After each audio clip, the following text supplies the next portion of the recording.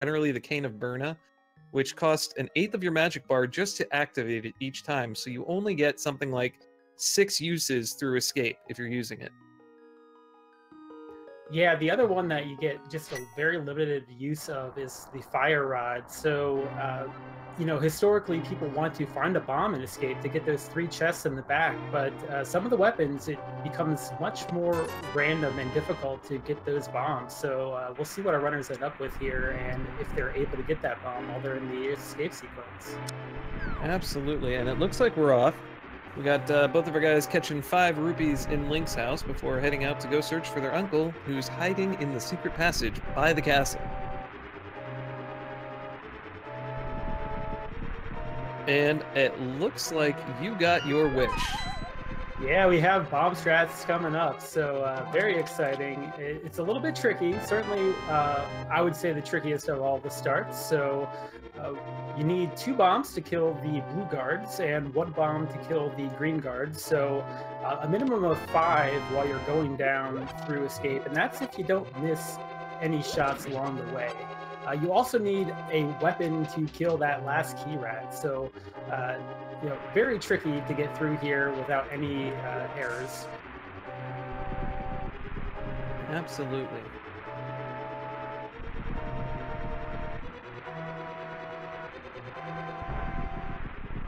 We got Hippo making a pretty good beeline heading down towards Princess Zelda. That's another key thing in standard mode, is that you have to rescue the princess before you can move on with your game.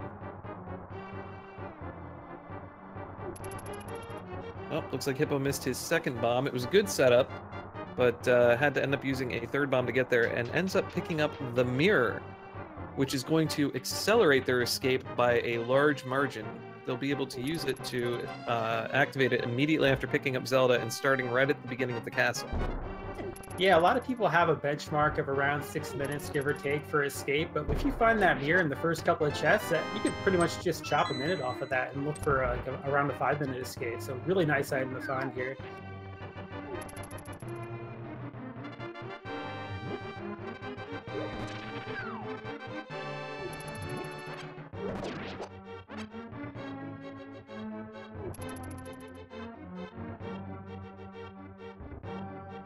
It was an excellent boomerang room from Hippo, using 2 bombs precisely to knock out the guard, getting 300 rupees for his trouble, which will help out later as they're searching for a little bit of cash to purchase the 500 rupee item from Zora.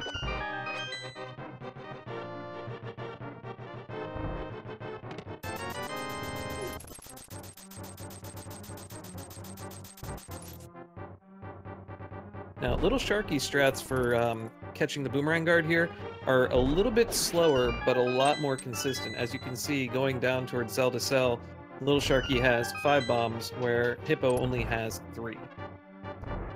Yep, trapping the blue guard there between the 2 statues is a pretty surefire way to make sure you're not losing a bomb. A little bit slower, as you said, but very safe strat.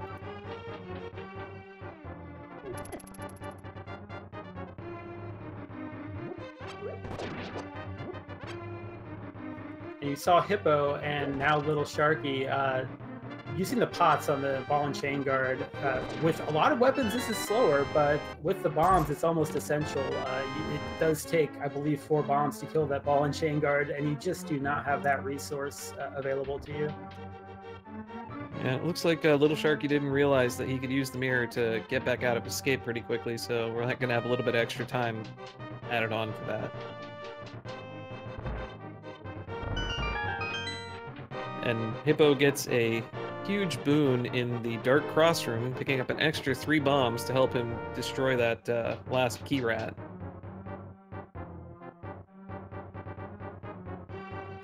Yeah, if you don't use the damage boost strats on the key rat, it can be very difficult to hit him. So having a couple extra bombs certainly doesn't hurt. I've actually had a situation before when I was testing this, and I got to the key rat, and I had like 4 bombs, and I'm like, oh, this is going to be easy, and I wasted 4 bombs, and then had to, essentially at that time, before we enabled the refill whenever you die or save and quit, had to basically restart the entire seed. And those bombs coming in handy because we do see the lamp in the back of Escape here. So very nice find. It doesn't open anything immediately except for one chest in Eastern Palace, but usually a required item pretty early on and always a required item by the logic. Absolutely. There are just too many dark rooms that you have to get through to get to Ganon in total in the game. Much like the hammer, it's required for enough dungeons that you don't really have a choice. A few other key note points of the lamp. It gives you access to Death Mountain as soon as you find the gloves, as well as, if you were to pick up the Master Sword or the Cape, access to the Agahnim Tower, although you will still need a sword to cut the curtains to kill Agahnim.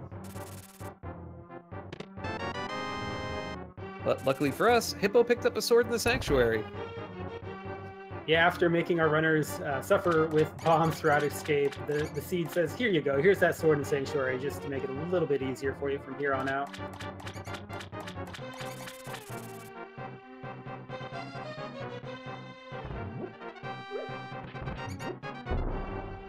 And Hippo checking out the mid-tier prize pack for the poultry and finding that it's single bombs, which is a really good thing to find in the early game. It means you'll be able to kind of get more bombs for the all the different places you're going to want to bomb throughout the early game, South Shore, as well as 3 bombs in Kakariko.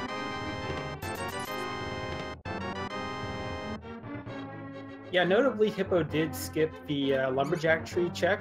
There really isn't any great reason to check that before boots, except for maybe some peace of mind. So a lot of runners will skip that check, whereas it used to be a lot more common to make that check very early on. We'll see if LilSharkie makes his way there or does the similar route where you go directly to Lost Woods. Absolutely. It's generally considered a decent play because you get a poultry along the way, and you get to check the hoarder, lift up the plant that's hiding on top of him, and see what he's throwing out. Could be red rupees, which would be very advantageous to find out early in the game.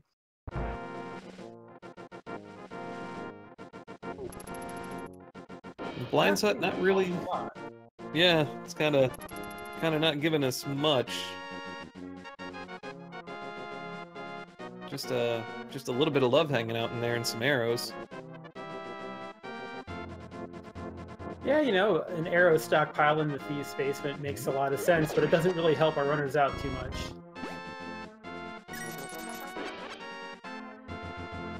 Yeah, it looks like Sharkie's going the route to go check the hoarder. And throwing out blue rupees, which isn't bad. It's like the middle tier of what you'd want to see coming off of that crab. Yeah, we do see the blue mail in the well. And just an arrow upgrade hanging out in the lumberjack hut. What did you say about the blue mail? Yeah, that blue mail lasted all of 5 seconds, with now the red mail following up. And we have Fire Mario now. And our bottle vendor kind of laundering some money for us at a very, very bad rate.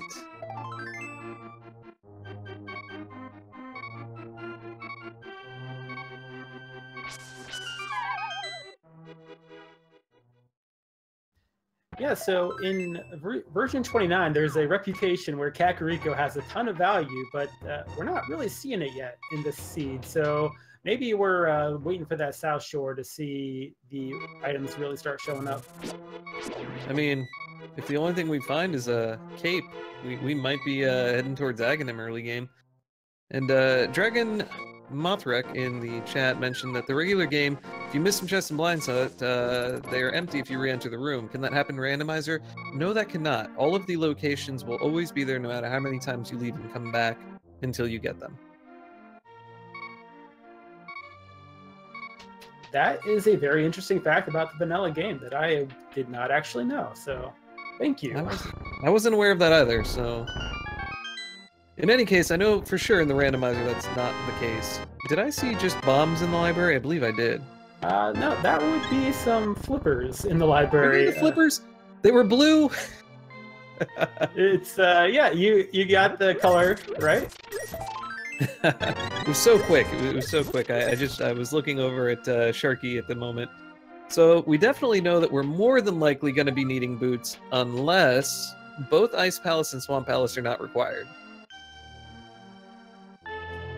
it's a very rare scenario to get seeds where the flippers are not required. However, it does happen occasionally, but if you're a runner and you see the flippers up there, you're kind of happy because it means that you might be getting boots at some point in the seed.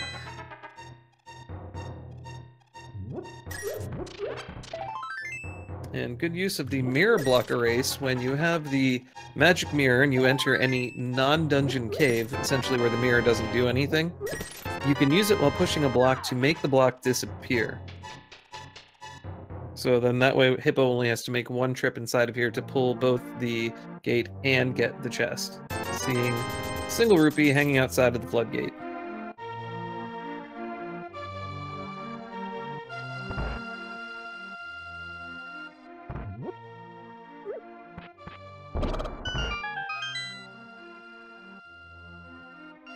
Hippo's making their way to the mini Moldorm cave, just putting that sword to good use, conserving the bombs for now. A very nice magic refill for his trouble. Now this has to be value. I have a strong feeling we have 5 good locations in here, and I think that that's value. The blue boomerang, one of the best items in the entire game. Oh, there we go, flute and boots. That is value for sure. Well, this is certainly not a fluteless, bootless seed.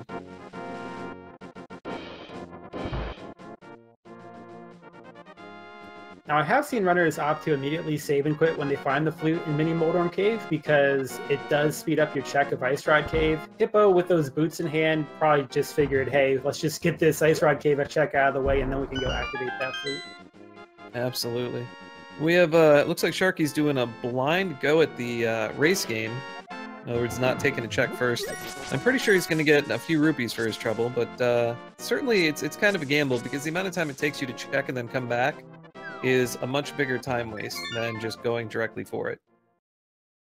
And what we saw Hippo do right there is set up the walk on water glitch. If you dashed along the edge of a pit in an underworld cave, but do not hit left or right inputs, you arm the water walk glitch, and then when you jump south off of a ledge into the water, like you just saw Hippo do, he can just run around on water because nothing's wrong with this. Absolutely. And opting to check Hobo with it, he'll only be able to check really one thing. He could use this to get to Zora quickly afterwards. And Zora is totally in the logic. No, well, because they have access to flippers in the library. Yeah, and I wonder if that's why Hippo just decided to do Hobo on this go-around, because he knows he'll have the flute plus flippers once he makes another sweep through Kakariko, so that'll make that whole part of the check easy. Absolutely.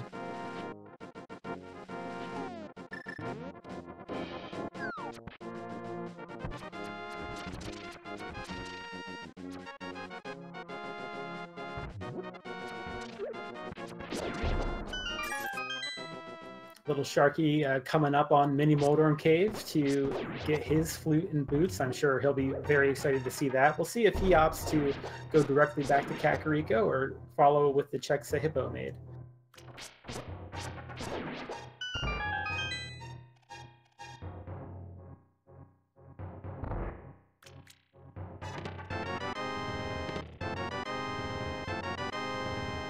We got our flute activation happening right now.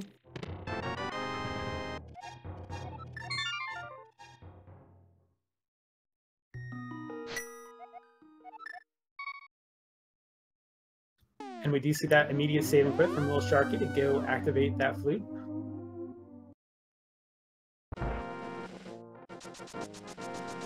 And interestingly, LilSharkie was not aware of using the mirror to speed up escape, but he is aware that you can use the mirror in Sanctuary after a save and quit to go to the front door. So I know he mentioned that he has an entrance randomizer background, and that's something that can come up a little bit more often in that because of quick swap. So maybe that's what where he got that from. Absolutely. So Hippo has a few options here. I'm going to go ahead back and check the Flippers locations. His other thing that he could have done was gone up to Death Mountain, got the old man, potentially gone up and checked what was on top of Spectacle Rock and what was inside. He could also use his flute to get out to the desert area, and at the very least see what's on the ledge, and maybe check what Agahnim has.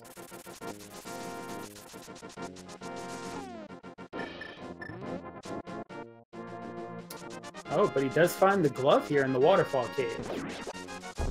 So really doesn't open anything immediately. However, it will get them one step closer to Dark World access, as well as once they make it to the Dark World, open up a few more locations like Catfish. Absolutely. We also have the mushroom hanging out on the Zora's ledge, something I'm sure Hippo will end up picking up, because you never know if that fetch quest is worth something.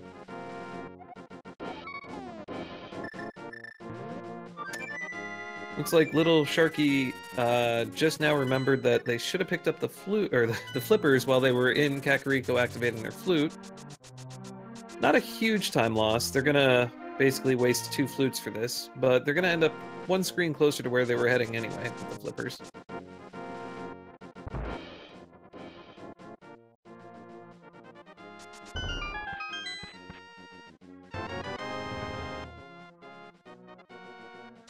So if I were Hippo, I would probably immediately turn in this mushroom. Yeah, the flute makes it such an easy check to make, and if it's something useful like the hammer, you'd be glad to have it before you go up to Death Mountain. Absolutely. Or the hookshot, something to get over to that east side.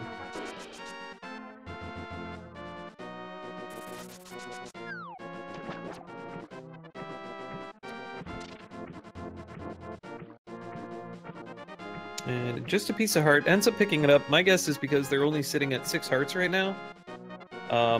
You know, early game, even with red mail, 6 hearts isn't a whole lot to work with for the late game. So little pieces of heart here and there you might as well pick up along the way.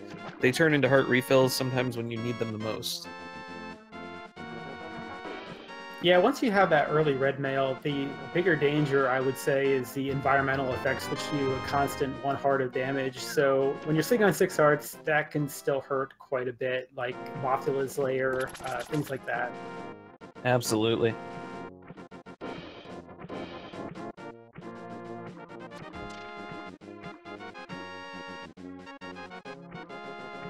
And there we have the hammer hanging out with the old man on the mountain. Which means we are a moon pearl away from access to the Dark World.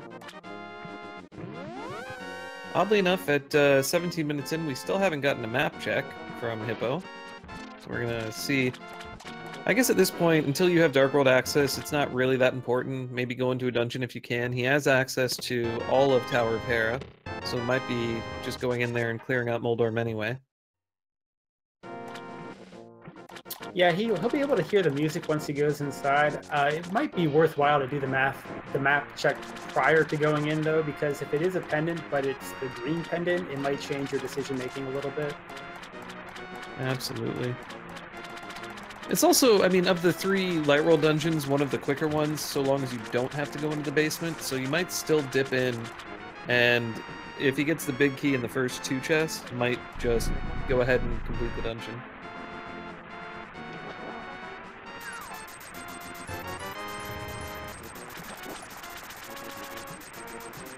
And it's not down in the basement where you would normally find a small key.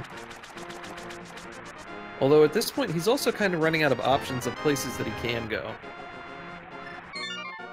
Yeah, we do have the 8 items on the east of Death Mountain, so that's should have some value, although I have seen that come up empty, but we are starting to run a little bit thin. And I do forget the 3 items behind Sahasrahla and the 3 items inside of Eastern Palace. We actually have lots of places we can go. Yes, that is a good point. But both of our runners are probably going to be a little reticent to go into Eastern Palace without a bow.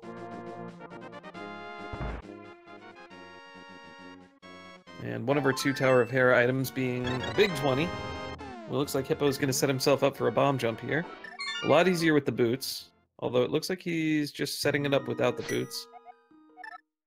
And decides that he was probably going to get knocked off by that Moldorm to go ahead and try again. Falling there is really detrimental because you'll fall 2 floors down. And that's something you absolutely don't want to do.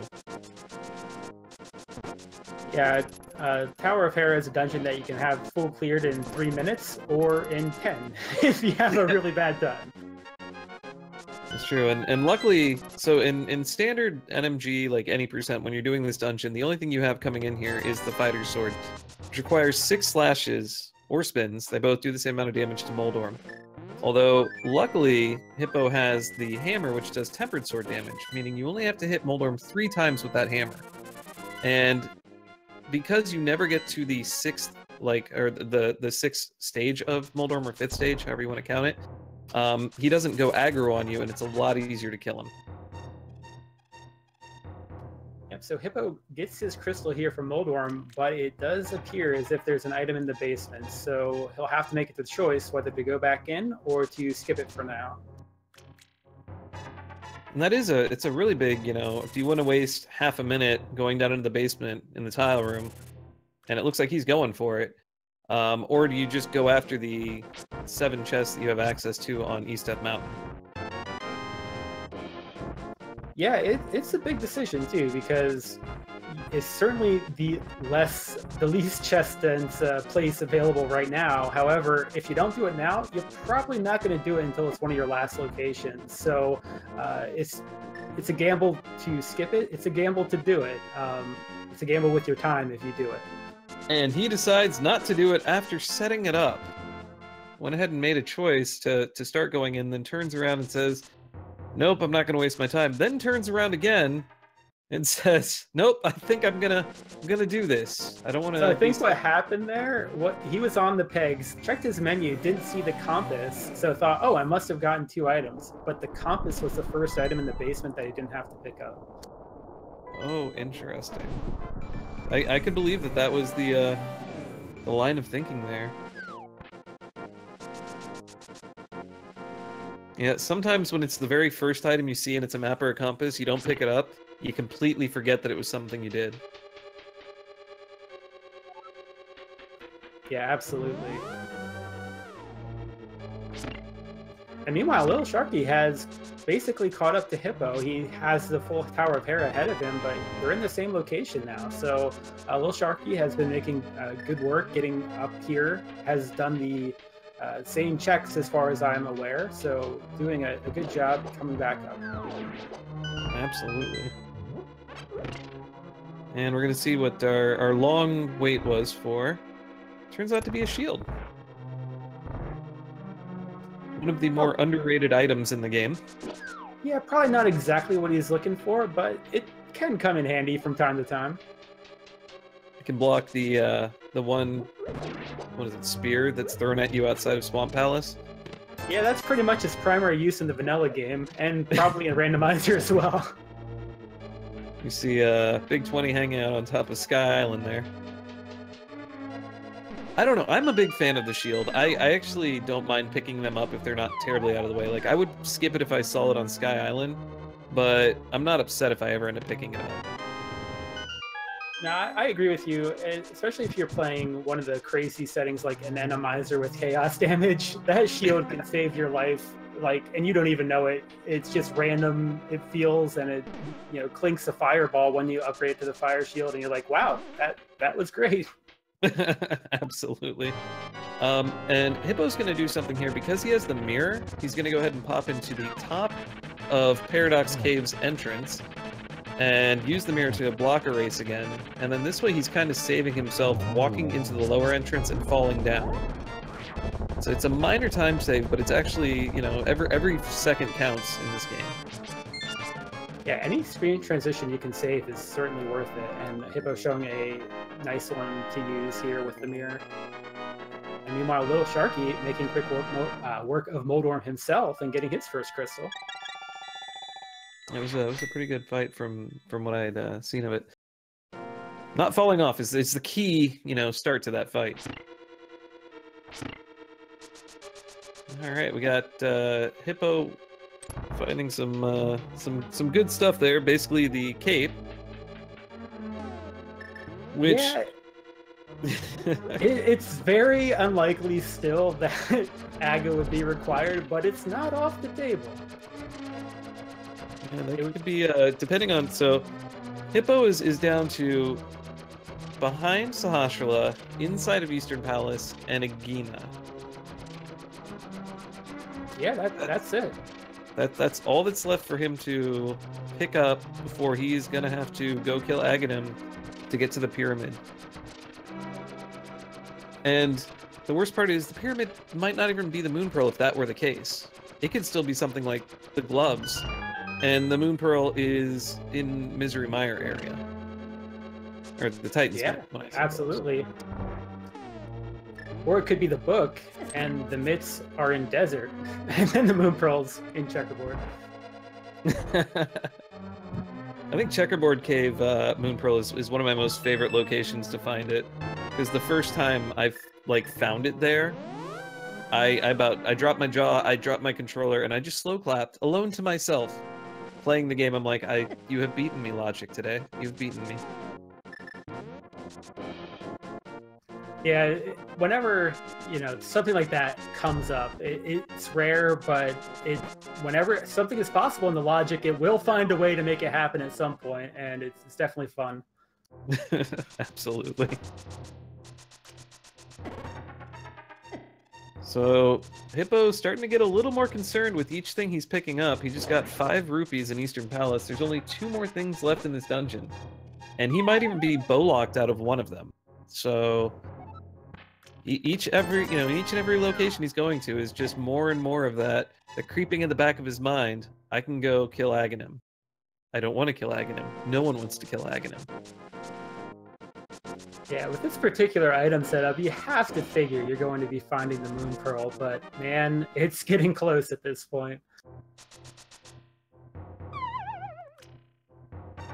As you can see here, as LilSharkie goes in, he didn't use the mirror block erase, so he had to go through the bottom entrance and kind of run in and fall down. Just a minor time difference, but every one of these little things is going to start adding up.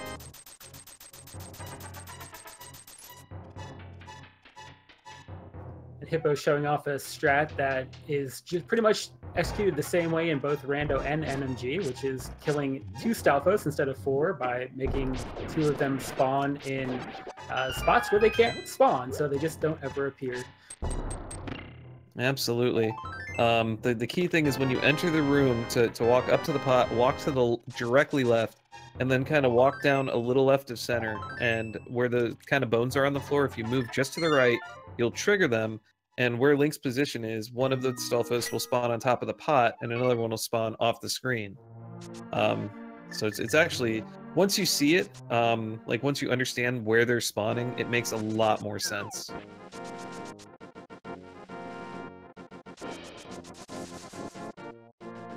Yeah, so we're down to the vanilla big key chest here in Eastern Palace, and also Agahnim Cave. Yep, well, it looks like LilSharkie's about to remember that you need the Moon Pearl to be able to use the hammer. And Hippo, yeah, he's down to it. So I wonder if LilSharkie's gonna go to the desert and check Agahnim. I like this play. He's gonna know.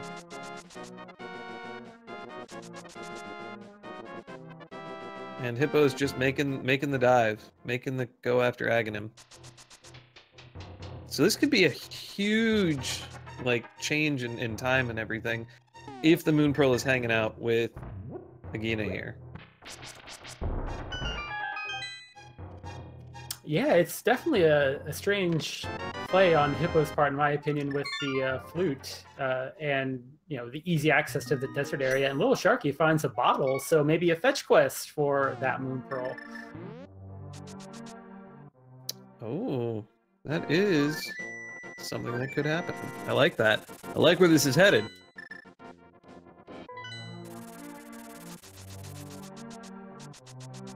So these ball and chain guards are some of the more awkward things to hit with the hammer, but once you do... Oh, unfortunately, our sick kid has just got some bombs hanging out in his bed. Not even actual bombs, just like a bomb bag. So I think we are in the case where either the Moon Pearl's on the pyramid or something that leads to it. And this actually works out for LilSharkie. I think LilSharkie's honestly forgotten about Eastern and Sahasrahla. I would tend to agree, and hopefully he doesn't remember halfway through this, and it just ends up working out for him. Yeah, be able to couple it later with the pod check, you know, quick mirror. Oh no. Oh no. Oh no. It was close, but then remembered Eastern. So that's that moment of just stopping as soon as he came out, and it's like, oh, just keep going, you're fine. Everything will be fine.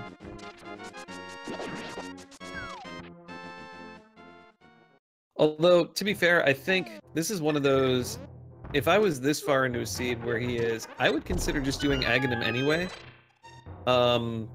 It's going to give you access to East Dark World, which could be pretty huge. You already have the hammer in the mitts, so if your opponent found the Moon Pearl before you, they kind of have quick access to all of Dark World. But it's still, I mean, it still could be the play that saves you time in other cases, like if the Pyramid Fairy is required.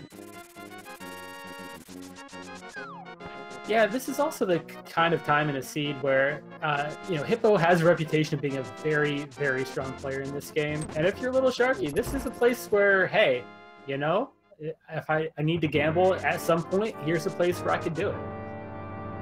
This would be a pretty huge gamble. Luckily, didn't end up checking Eastern Palace, so gonna have that time save still, because that's a long dungeon to be, you know, digging through looking for items.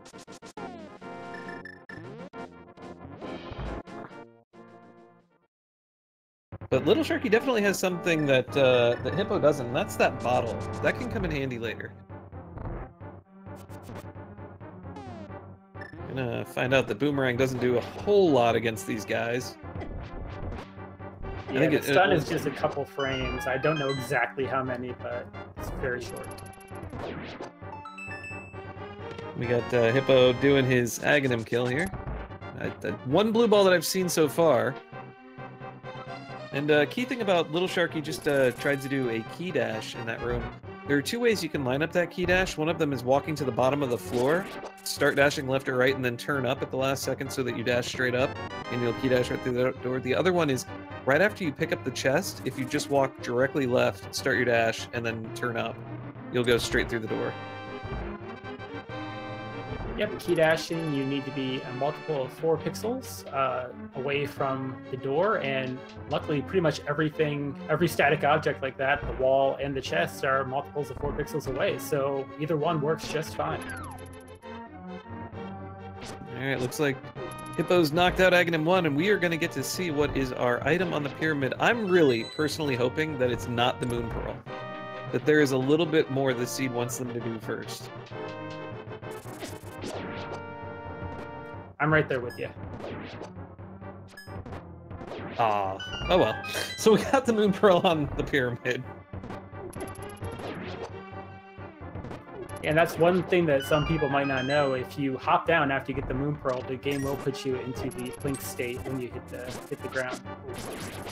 You're actually technically the Super Bunny when you pick up any item, any standing item. Although that case you're also Link because of the Moon Pearl. You could dash into a wall and bonk, and that would also turn you back into Link if you have the Moon Pearl.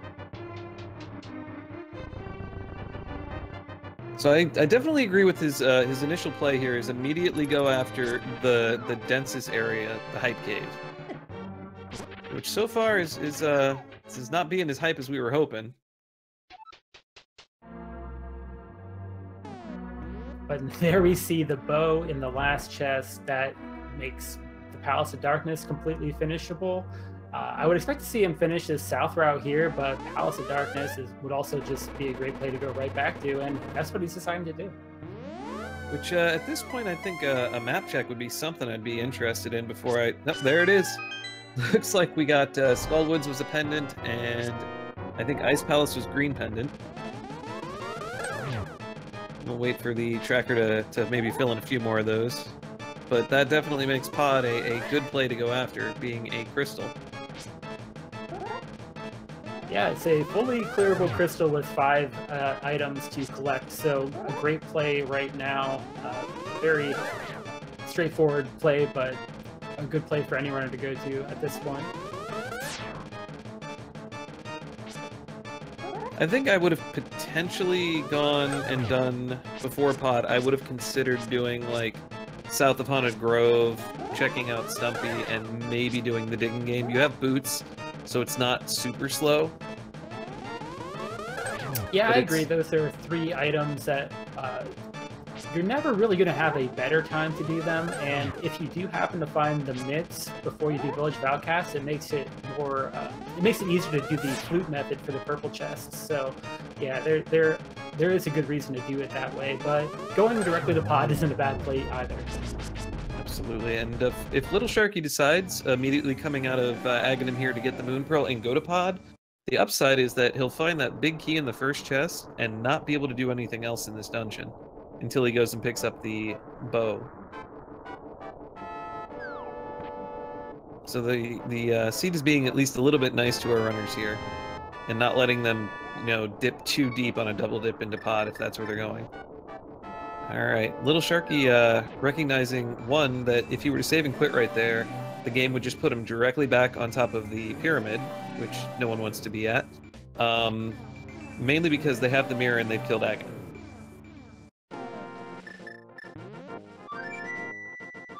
But I think he's going to make a play directly on Village of Outcasts. Or, nope, he's just going the other way around to the Hype Cave.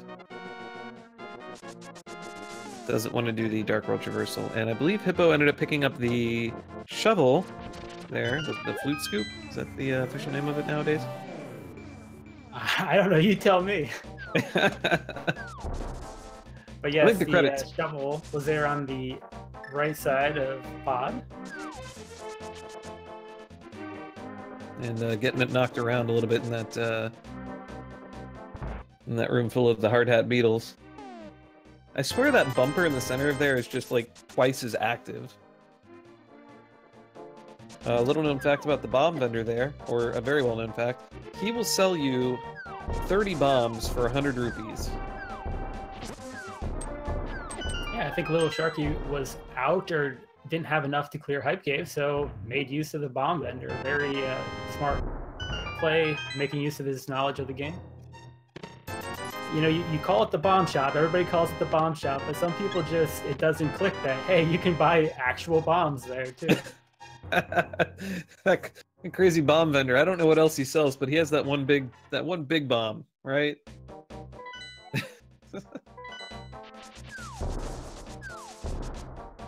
Alright, we might actually see, yep, nope, I was gonna say we might see Hippo doing a bomb jump here just to speed up his traversal. With the one small key and the big key already in tow, you can do a hammer jump there and basically clear all 3 of those left side things and then not have to come back to the dark maze afterwards. Not all runners are going to do that. The hammer jump itself is like it's 2 pixel perfect positions of the bomb and yourself, but once you figure it out, it's not so bad. And we see the Cane of Samaria here in the dark basement in Palace of Darkness, so great item. That's a huge item to find right now. Yeah, both Misery Mire and Turtle Rock are crystal dungeons, so we know our runners need that sooner rather than later. LilSharkie getting hit on his way to deliver Kiki to Palace of Darkness here. Luckily, that hit only cost you 10 rupees. Because I swear that monkey's a little extortionist. Yeah, I don't think he really gets scared. I think he just, you know, uses it as an excuse to scam some more money out of you. Do you think he paid off the enemies around there? He's like, hey, I'll give you 2 rupees every single time you hit this kid, and then you know, I get an extra 8 because I'm going to share it with you. And then later, he doesn't actually give the rupees to the enemy because, you know, Link kills him. So it's like a super amazing scheme on his part. That sounds like exactly like what I would expect that monkey to do. He is a schemer. Absolutely. So the Cane of Samaria is actually an item that will speed up your movement through a few dungeons in general. Dungeon is one of those that it also fits for. You're able to use it instead of the bow to kind of place a block and hit the one switch going down towards Helmasaur, and then also dropping it on the place where you'd have to move a statue on top of normally in the vanilla NMG game. Yeah, there are a couple other switches in the game, as you were mentioning, that can come in handy. One in Skull Woods, which is in possibly the worst room in the game, especially in the vanilla game, but even in Rando, it's just a nightmare, usually with what you have available, but that cane makes it much easier. Another place is in the bottom of Ice Palace. You can use that on that switch, and you don't have to knock the block down to reach Cold Stare. Absolutely. Saves you half of a dungeon traversal, really. This is an interesting strat for the turtle room. But he gets them all and doesn't get hit. That's all that matters. I guess without having the Master Sword, the traditional NMG strat of essentially 2 hammer hits and a spin, well, hammer hit, spin, hammer hit as well, kind of just isn't going to be very effective. Now, most people don't really have a strat other than just hammer them until they all die when you don't have a sword. just keep hitting. For some reason, LilSharkie is 1 key less than where Hippo was when he got to the falling bridge. Yeah, I'm not sure which one he ended up missing, but he is certainly a key behind right now. Well, maybe he didn't go around and do the like vanilla big key chest, which isn't actually going to hurt him. There's nothing really there. Hippo finishing off Helmasaur King with hammer hits. Not easy. Not easy at all to do. The upward hammer hitbox is very, very small and gets a huge reward in this dungeon for beating Helmasaur King. The Titan's Mitt. Yeah, the Titan's Mitts certainly open up a good portion of the world for our runners. That does make the Super Bunny Cave available, and they can also peek into Turtle Rock. They can go check the Mire area, the Mire Shed and Checkerboard Cave. They can't really do all that much in the Mitt-locked dungeons at this point, however. No, not really. They can enter them, but they can't do much. Actually, at this point, they could technically beat Misery Mire if they could get in. You know, like, given that they have the medallion, which they don't currently have, and looks to be Quake, I think. Yep, that looked like Quake. Now, the one crystal dungeon that the Mitts did open up is Desert Palace. That's true, using the backdoor mirror route. So it's really unfortunate when you're kind of looking at the world like this and you don't have the fire rod and you don't have the ice rod, and there's a lot of world that doesn't require either.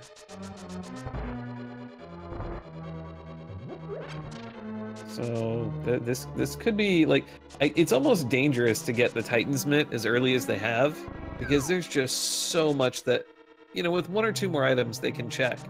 They just have way too much world open to them.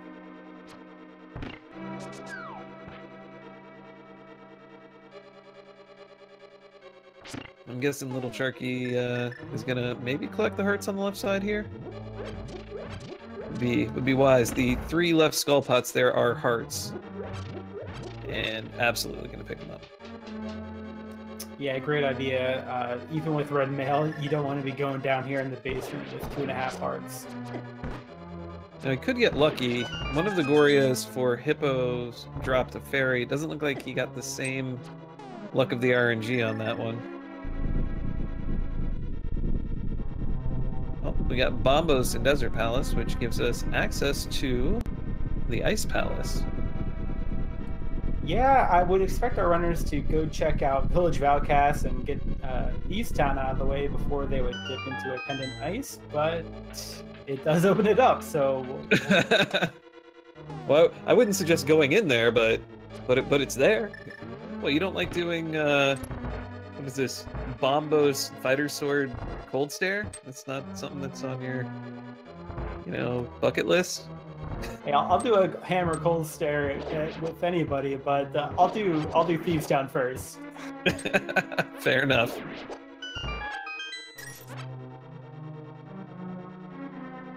Luckily, our Terrapins in the basement throwing off some hearts here to give LilSharkie a little more comfort going into the Helmsaur King fight.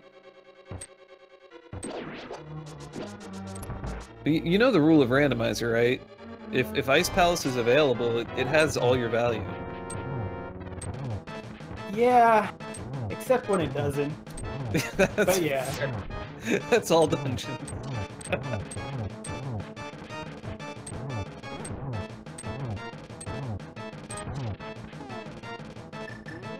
Alright, we're gonna see, my guess is, he has 35 arrows. We're probably gonna see Arrow Landmo, the very traditional NMG 80%, and Helmsaur King is just hugging the front of the room on LilSharkie here, but he clutched it out with a whole bunch of arrows. Yeah, Helmsaur giving bad RNG to LilSharkie, but he did make it through. Hippo pretty much using NMG strats, as you said, basically just using the bow and the fighter sword and trying to knock a lot of arrows into each Lambo when they pop up. Having a little bit of success, but it's a tough fight. Oh yeah, it can be a run killer for some people. Just, I mean, it's one of those things. He's not actually using his fighter sword at all, and I think that might have helped him a little. Because even though it's not a whole lot of damage, it's still damage. Like if you miss with the bow, you start slashing and maybe you get a few extra hits in there. It looks like Sharkie's just following Hippo right into the same region, getting the information on Misery Mire, which it's always good to know when you're in go mode, and knowing what the medallions are is a huge one because they can pretty much be anywhere. Yeah, when you have the flute in the midst, just going to the mire area, prioritizing it is a pretty good check because you do get 2 quick items, 3 if you have the mirror, or even more if you have access to a Desert Palace, or if you haven't done Desert Palace yet. But, you know, just even getting that knowledge of what the medallion is valuable. And I might have missed this. Did Hippo check the checkerboard cave? I don't think he did. I don't think he did either, which means if this is something, this could be a huge boon for Sharkie in this particular case. And it's 50 rupees, which is like a moderate to minor boon, depending on, you know, how you feel about rupees. Yep, but meanwhile, Hippo went to the chess game in Village of Outcasts and found the hookshot. A very important good item, and then immediately picks up the ice rod right after it. Yeah, so a lot of value just hanging out here in Thieves Town.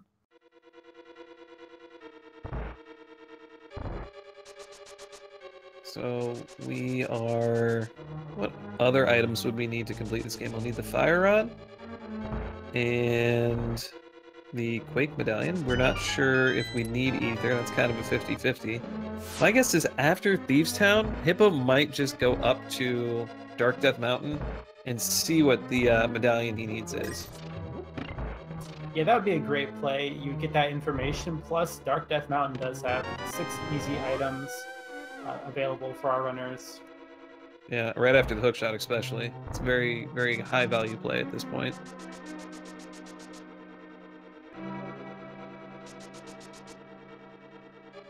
And we got Sharkie kind of doing the rest of Desert here, while Hippo makes his way to the back to go find Blind in the bottom of Thieves Town.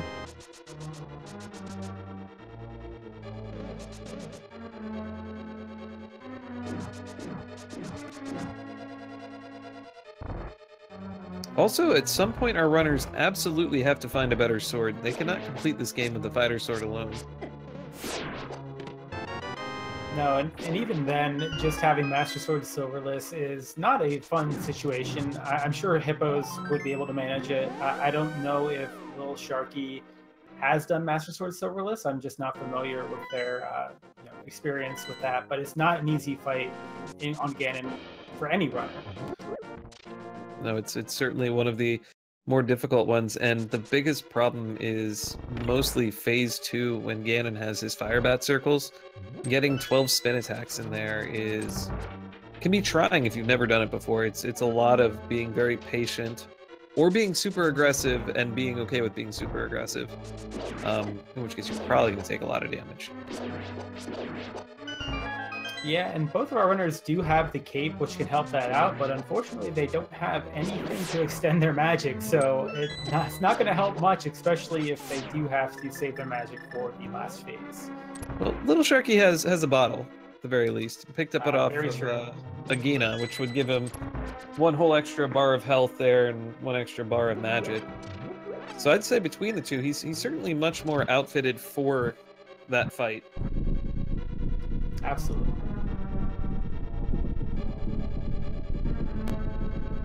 We got powder next to blind. Maybe that's why they're blind, kind of throwing powder in their own eyes.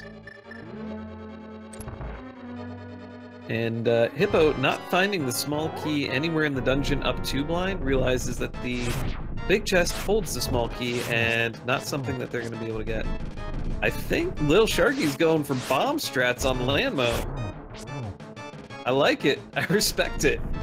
The trick for this is you want to actually lay the bombs basically right after the landmos go underground, kind of put 2 in the center of the room, and you should hit them relatively consistently. So far for Hippo, I think the first phase of that was on script. The second phase doesn't look so much. Nope. So gonna have a third phase that's a little off script, but still manages the fight really, really well. And gets himself a bee in a bottle. It does look like LilSharkie has switched to hammer strats and now back to sword spins. Unfortunately, against Landmo, sword spins with the fatter sword do no more damage to Landmo than just a slash, so you're better off just slashing. The only thing it does give you is perhaps a little bit longer of a window. If there are like 2 Landmos popping, you might be able to hit 2 with a single spin.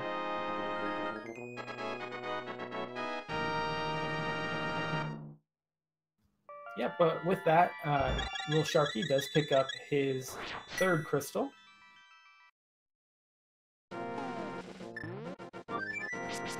And Hippo making use of the bottle that he just picked up to go check that sick kid and get himself some bomb upgrade.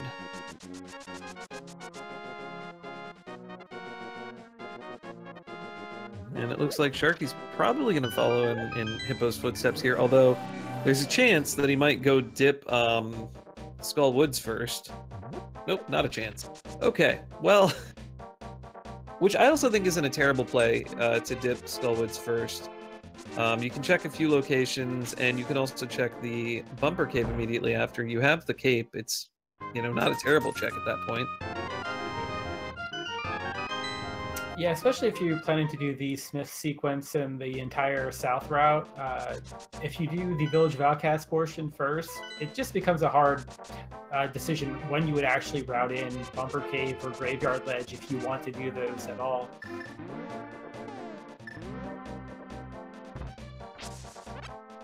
Alright, it looks like our digging game has a big 20, and Hippo trying to walk around it ends up picking it up anyway.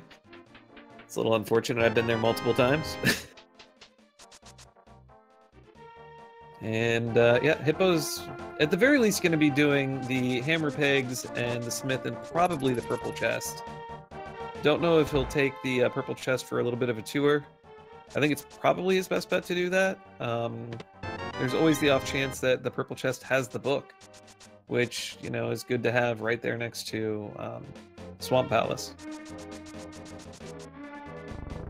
Yeah, that's very true. Also, Swamp Palace, as you mentioned, is a crystal that can full clear, so it's very possible that Hippo will end his route there and continue on for that full dungeon clear. Absolutely. It has a lot of items in that dungeon. Seems like a solid play. It's not the fastest of dungeons to check all the items in, but I think your, items per minute, if you will, it's reasonable. It's definitely a good play to go for. Although you and I both know all the values in Ice Palace. Yeah, or, you know, blocked by Ice Palace with that green pendant. I mean, I could go for that too. Fair enough. Let's see if Hippo also routes in doing the magic bat right here. Absolutely does. This is a great use of his routing. Has all the things. He'll be done with Kakariko for good after he finishes this.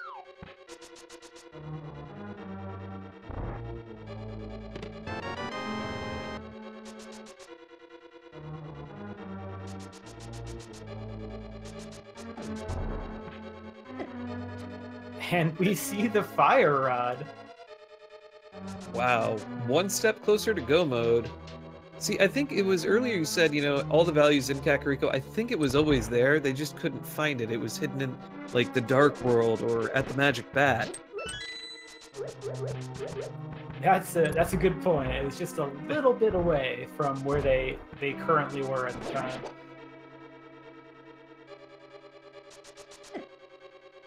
So at this point, Hippo could have switched to the hook shot to do some hook dashing, but walking is just fine.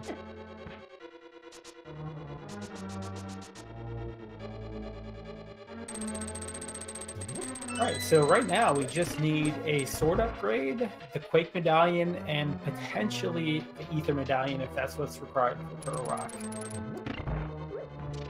Absolutely. And either of our runners would love to... Basically, if you find Ether, you can pretty much... I would consider go moding Swamp. I would just, like... There's no way 3 sword upgrades are in Swamp. Can't be. Or at least, I wouldn't bother checking the West Wing, personally. If you're getting closer to, like, if you're 1 item away from go mode, maybe. I don't know, that's a rough call. Yeah, as though Swamp routes in really nicely right here, it's almost worth breaking off your route. Well, there's Quake anyway, but as I was saying, it's almost worth breaking off your route to go see what Turtle Rock requires and getting those 6 items. That's true. You generally want to end at Turtle Rock if you can, just to save a climb on Death Mountain. Although a climb on Death Mountain in the large picture isn't a huge time loss. It's a bit of one. But my general assumption is, if I'm making a climb on Death Mountain, my opponent's probably making a climb on Death Mountain. Yeah, very true.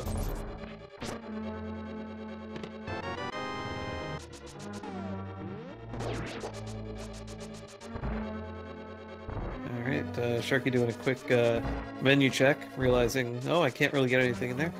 And Purple Chest has her Master Sword. I think, barring Ether, Hippo is pretty much in go mode. So I wonder if they're just to you think they'll just go for it? Well, I certainly don't think he's going to check the left side. I don't know what other chests he's going to check in here, but yeah, we're definitely not seeing left side of Swamp on Hippo's side.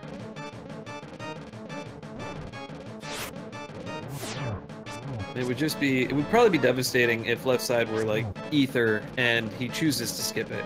And it was also Turtle Rock. But that's a lot of ifs. At this point, yeah, I think if I were in this position, I would go check Turtle Rock first. I wouldn't be going into this dungeon. Because there's that small variable of, if I don't check all the chests, and it is Ether, am I just, gonna, like, lose to that?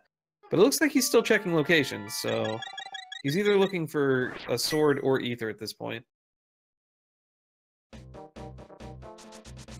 Yeah, and while we were talking about go mode, LilSharkie had a fun little blind fight. He got a little bit out of control, but he was using cane blocks and the sword together. It was a little bit of a fun show, and he got through it, so nice job there.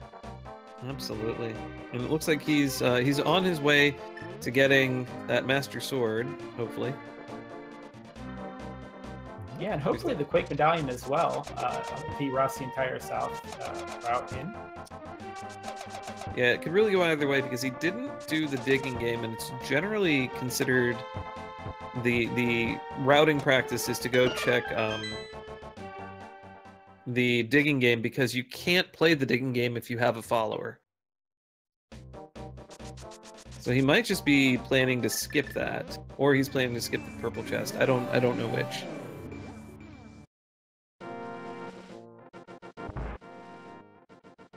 Yeah, and either one would be bad news. So we'll have to see what he decides. Maybe he's just planning to skip the digging game for whatever reason.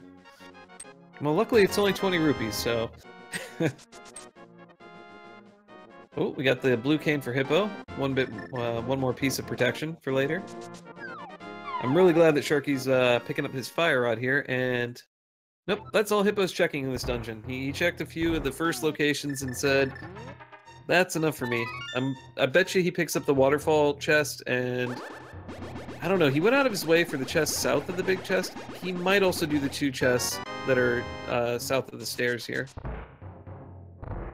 Yeah, I think at this point that's a fair assumption. He'll check all those easy chests along the way, but I don't really expect him to do much more here. Now, the interesting decision will be if he does elect to do Misery Mire before going up the Turtle Rock. Oh no, little Sharkie. You just fluted away from your Master Sword. This is okay. Tough.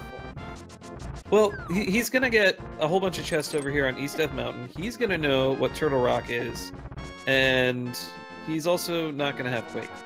That's unfortunate. Yeah, and if Turtle Rock is Bombos, I could see him full clearing the dungeon as well. That would be really unfortunate. But we'll find out soon as he makes his climb through Super Bunny Cave, affectionately known because you can use the Super Bunny glitch in this cave by simply walking up the stairs and falling down a hole when you're in bunny state. I hate slashing up on Argus. For whatever reason, the puffs land on top of you when you're like coming from aiming directly up. And they just hit you every single time. Yeah, it definitely shows when you're using Master Sword because it takes 2 slashes and you just don't kill them fast enough to avoid that damage. Super Bunny Cave having a little bit of love in it, and we got Hippo making use of his fire rod, where you can sometimes get 2 or 3 hits off.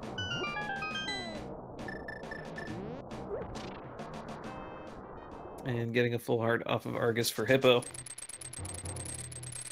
All right, little Sharkie. Let's hope you get a sword here. Winner, winner, chicken dinner. We got a sword. That's not much help for the Quake situation, but that is certainly good news for him. And for him to really be in this game, we need to see Ether on top of Turtle Rock. And I guess he forgot what was sitting on top of Sky Island earlier when he stopped by here. He's going to make a quick check of it, sees the 20 rupees. And he's just going to go land on top of Turtle Rock. Which I think is a fine play to kind of see what's there. You have to do the dungeon anyway. If it's Bombos, that's kind of bad news. Like you said earlier, he'll end up full clearing it. And it's Quake. That's actually kind of good news for Sharkie, meaning that he can't do this dungeon now. But not so good news, because then Hippo, when he goes up there, will actually be able to do the dungeon.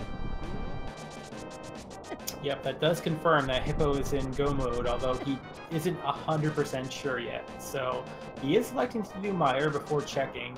We'll have to see how much of Mire he checks. It probably just depends on how early the big key is. Yep, and Lil Sharkie here is gated by essentially doing the South Shore. That would pretty much put him in go mode. He already knows what Mire is, and now he knows what Turtle Rock is. Has everything else he needs. And if he does South Shore, we'll also get the added bonus of getting a Tempered Sword, which makes, you know, Silverless Ganon a much easier fight. And more than likely, Hippo is not going to do the Hookshot Cave. I don't see any reason why he would, unless he's like coming up to that last moment and thinking, well, there's a chance I might get a sword, but at some point you're losing time by, you know, every location that you check.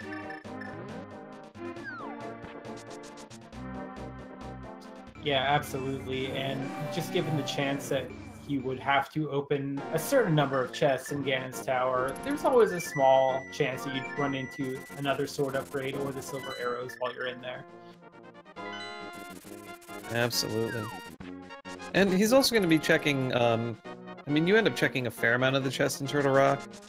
Not all of them. If you can avoid doing the laser bridge, you absolutely do. Alright, looks like Sharkie is going for that full clear on Swamp, would be my guess at this point.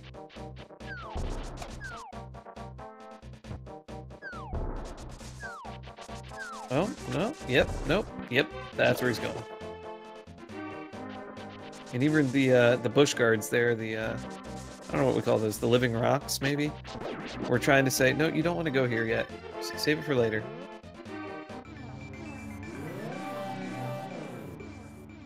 Yes, and meanwhile, Hippo has found the big key in Misery Mire, and he is electing to go straight towards Vitreous, so probably pretty confident that he is in go mode.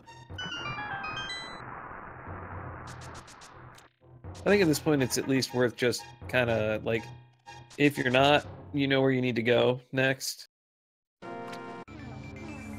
Like, he's just making the gamble. I think it's a fair gamble to make at this point. Yeah, this is a pretty common gamble in this particular situation. It does take a lot of time to check those extra chests on the right side or the vanilla big key chest. And one, they might not have an item for you, and two, it probably isn't required anyway. Absolutely.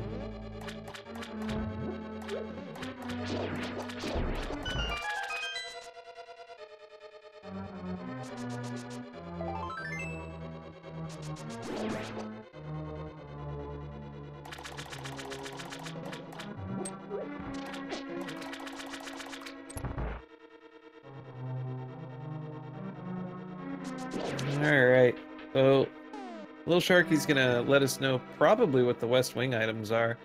I think it would be too risky to not check them when you know you need Quake to finish this game. Yeah, and the other thing about Swamp Palace is it is our other 5 and 6 crystal aside from these found, so LilSharkie is in a prime position to go check the Pyramid Fairy after this. We know it's not the play he needs to make to find his Quake Medallion, but maybe he'll find the other sword or silver arrows in the vanilla location. Although it might help a little bit. We got Hippo making use of the cape to kind of do some spin attacks on these eyes and then finishing off with the bow. I don't know if it's going to be enough. Like, the tempered sword and silvers will be a huge, like, help to him, but at this point, he just needs to find Quake and be finishing dungeons. Yeah, absolutely. He is in a pretty tough spot in this race right now, but he is working his way through Crystal Dungeon, making good choices. Unfortunately, the longer it takes him to get to the Quake Medallion, the larger that Hippo's lead becomes.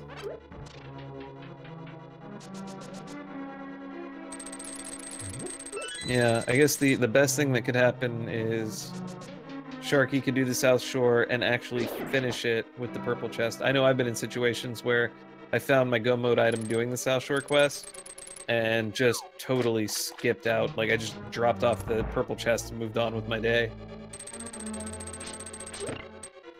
Yeah, that definitely seems like the likely play if he were to find that Quake Medallion. So that sword in the purple chest, probably not going to be found by LilSharkie, but we can still hope. Absolutely. It's an interesting strat of striking the crystal switch before pushing the lever to change the water level, and then just kind of walking out through that left side of there. Most other runners would opt to slash the sword through the barrier to, like, knock the crystal switch. Although it looks like Hippo's he's gonna check a few locations. I think it's still faster to go up from the top of Turtle Rock, but he's gotta now go up through Super Bunny Cave, and I guess he'll be checking the Hookshot Cave because he'll be right next to it on the way up. Yeah, it looks like that's the decision here. especially with Super Bunny Cave, it is certainly faster to go to the light world, especially when you have to open up Turtle Rock. But at the same time, if you're scaling the mountain anyway, and if you do it this way, there are 2 chests right here. Not a bad decision by any means.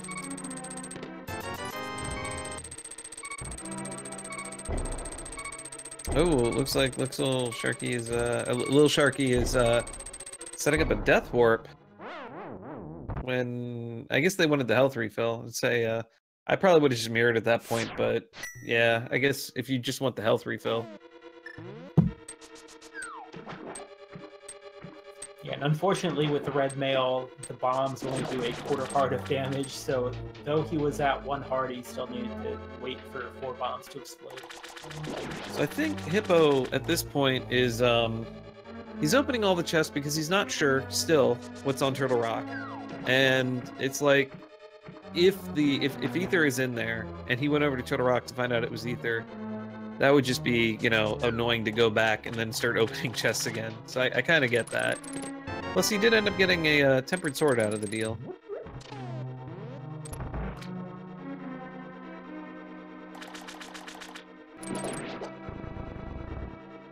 Yep, but now that he sees that Turtle Rock is Quake medallion to enter, he knows he's in go mode. So up here on top of Turtle Rock, opening it up, 6 crystals in hand, on his way to his 7th, and we're at the 1 hour 10-minute mark. So a really quick seed for Hippo here. Absolutely.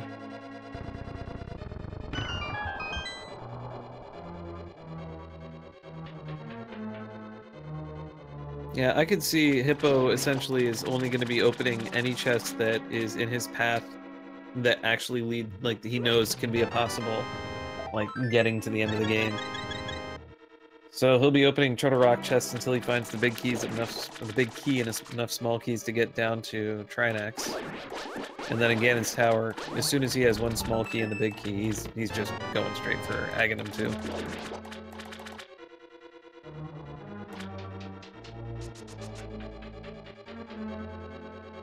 And meanwhile, LilSharkie is approaching the Argus fight after full clearing Swamp Palace.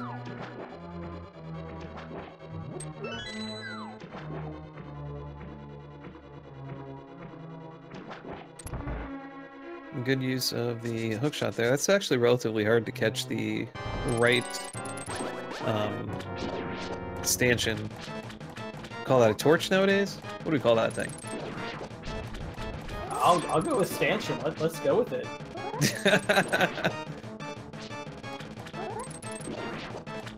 We'll roll with that for now then.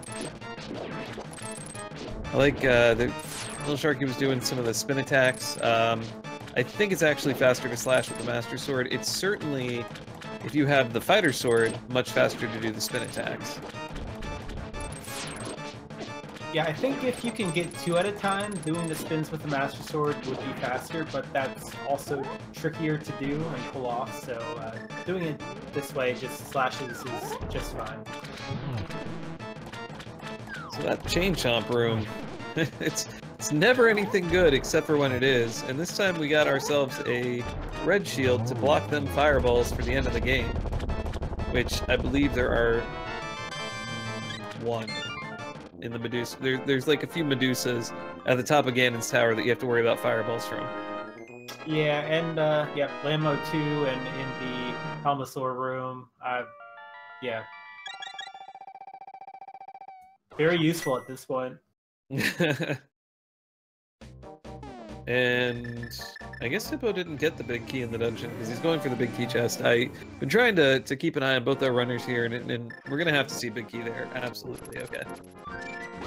So it's the slowest of Turtle Rocks. The only way it could go faster is if the big chest has a small key, and then the roller pin room shortly after the big chest has a small key. Alright, LilSharkie.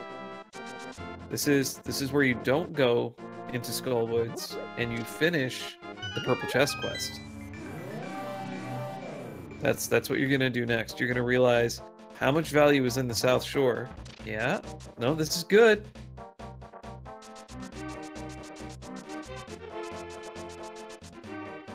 And Hippo's not gonna take a chance on the big chest. He's feeling If there's a small key there, I'm absolutely going to need it, or else I'm going to have to come back around for it.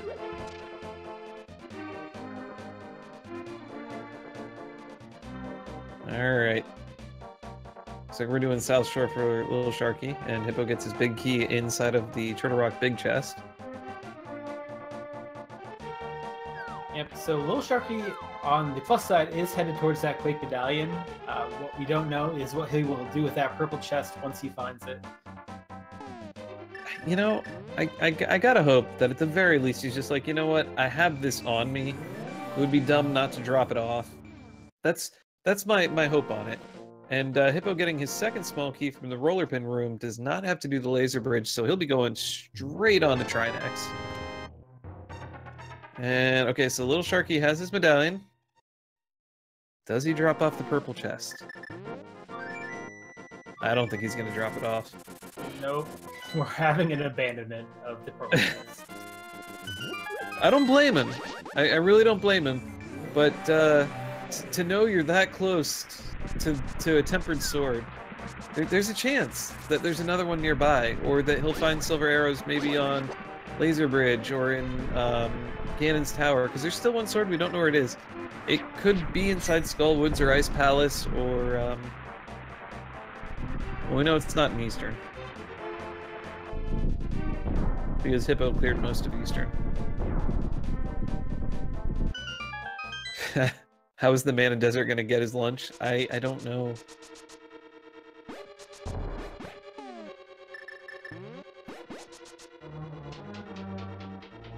Pretty standard fight here from Hippo, not going for a backdoor Trinex strat, which could save him a cycle. So he's gonna 2-cycle Trinex. Got Sharkie doing the Wizrobe Room in Misery Mire. Pretty much knows he's in go mode. Yep, he is on Master Sword without silvers, so I expect him to go mode this, but I'm sure he's hoping that he just stumbles across the sword or the silver arrows. Unfortunately, he kind of left that, at least one of the swords behind. And with that, Hippo has picked up his 7th crystal and will be on his way to Ganon's Tower. I believe sometimes people like to put into chat the chest number that they think they're gonna find the big key in. And what are you thinking, Tarek? What's your ideal number here? I think I want to make him work for it a little bit, but let's go with 16. 16's a good number. When I was doing practice runs the other day, I did 3 in a row, and I got the big key in chest number 2, chest number 1, and chest number 1. Which is what I wish for every speedrunner to get. Yeah, that I can't remember the last time I've gotten a big key in 1 or 2. It's been quite a while for me. It's a 4.5% chance for any one location in here. Ends up getting the mirror shield in the first chest and bombs in the second chest. We got some good numbers in chat here. And Sharkie's going to go finish off Mire, and then we'll be off to Turtle Rock. The Bob's torch holds a full heart, and Hippo's going to pick it up. Hey, it's a free heart. Yeah, and with that, he kills Bob. Don't know what Bob did to him, but he's gone now. No, he just sent Bob off to a better place, like another game. Bob is still there for all of us. Going into the Stolfos room, we're finally going to find out what that stun prize is. Chest 4 is a key, 5 is a red rupee. 6 is 10 bomb upgrade, and then another key in 7. I didn't even look at what the stun prize was. I was so excited for all the chest opening. Has a little bit of trouble getting across the large gap room that you normally need hookshot to traverse, or boots. And ends up getting across again and goes into the vanilla map room with 2 fire bars spinning around a single chest. Gets another 20 rupees while LilSharkie is working his way through Misery Mire dark rooms. We'll be seeing Vitreous soon. And we'll see how LilSharkie deals with the Vitreous fight. With Master Sword and no silvers, it can be a little bit tricky, but we saw Hippo use the cape a little bit. LilSharkie has that same option, so we'll see. Mix a cape. He's got plenty of bombs and 39 arrows. 39 arrows is actually enough arrows to just mow down Vitreous anyway. But he's equipping the cape and heading in. Hippo's 9th chest, I did not see what it was, but it obviously wasn't a big key because he's still going. I believe it was a piece of heart, so we're still searching for that big key. We're coming up on the 10th chest right now. I math good sometimes. Small key? Oh, the big key's in this room. So we have the big key in the 12th chest? We'll go with 12. If not, we'll pretend it was 12. Little fun fact about that, well, Sharkie is bombing and sword swiping and doing every possible awful thing you can do to Vitreous over here. If you find the small key in the rando room or in the compass room, you will also find the big key in there. That is a very good fact. Now, you don't necessarily require the small key to be there to find the big key in there, but if you find the small key. We got Hippo making his ascent up Ganon's tower, starting off with some mimic love with his arrows, getting a few touches and kisses from them with their fireballs. Do you call those fireballs? What do you call those? Like, they're not exactly ball-shaped, they're just kind of like fire streaks. Yeah, that's I don't know, flame breath? I don't know. Like little bits of flame breath. Alright, Sharkie should be heading up to Turtle Rock very soon. Hopefully finds, I don't know, silver arrows maybe. Gonna get 2 bottles. I think that's really smart. If he's gonna be doing Master Sword Silverless Ganon, then the bottles are gonna come in and play a big part. Plus, Master Sword Trinex. It's not much fun. Now, using the hammer is, does tempered sword damage, but you do have to time your menus well, and you can throw off your timing enough that you start missing shots with your fire rod or ice rod. So yeah, it's not a fun fight whatsoever. And getting dead rock blocked. Oh, this is like a Waffle House lock. He cannot get through there. Hippo making quick work of Landmo 2, not using his shield to block the fireballs. That's the whole reason we were talking about that amazing shield.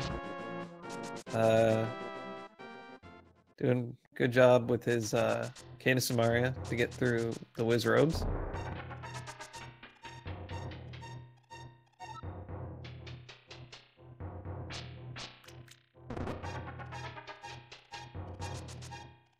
Coming up on the torch room, so opting to use the lamp strats in this room since he's low on magic.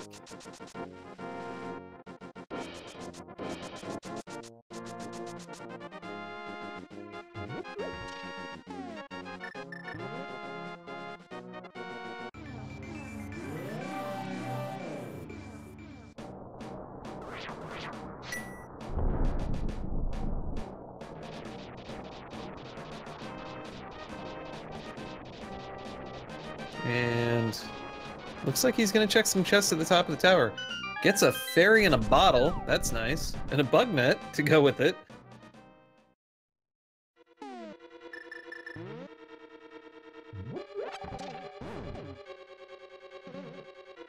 And that's an interesting combination there for that room. That really is. Gets the map at the top of the tower. Maybe you'll find the compass in the last chest. We'll see. And by the way, everyone, if you're enjoying watching these runners, make sure you give them a follow. We got Hippo and LilSharkie, 2 amazing runners, giving this show just for you. Wow, Hippo almost getting knocked off by Moldorm, but able to stick it on there and defeat that little, I don't know, squiggle monster today. Sounds good. Wow. And in the last chest of the game, we find the silver arrows. That is huge thing to find right after all that you had to go through in this game. That's actually really good for Sharky. That's gonna, you know, be that kind of...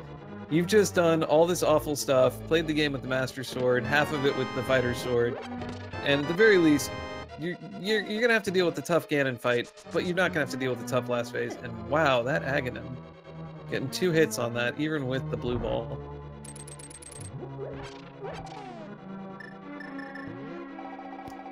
Barely missing the last hit there, but we'll be able to clean it up here pretty easily. And moving on to Ganon.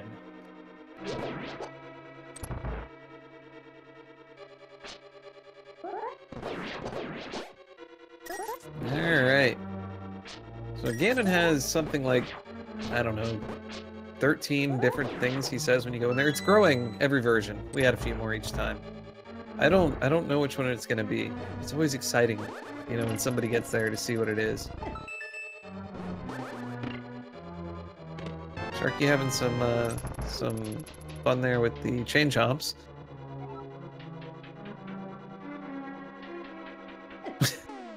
Ganon giving us a little bit of information about your ability to hum with your nose plugged up. And you know, a little bit of a confession here. First time I saw that, I definitely tried when I was trying to play Ganon.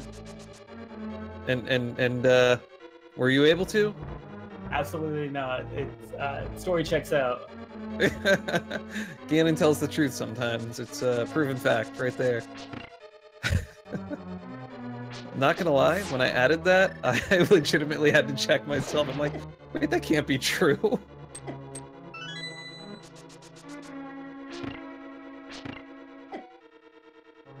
Hippo making really quick work of the first 2 phases. Is on to phase 3 here. 4 slashes, making the sides fall down, and moving on to phase 4. LilSharkie picking up his big key in Turtle Rock. And pretty good work of this seed nonetheless, you know? Yeah, he's done a really good job. He's on a great pace through this seed. It's 126 right now, and he's working his way through his last crystal. But with that, Hippo has defeated Ganon. And just waiting for him to walk through that door. Those silver arrows definitely making it a lot easier for him to get there. And our Triforce says success. Hippo finishing with a official speed racing TV time of 1 hour, 26 minutes, and 52 seconds. Doesn't give the .27, but we'll say .27 because that's what's on his screen. We'll see if he's available to join us here in a minute.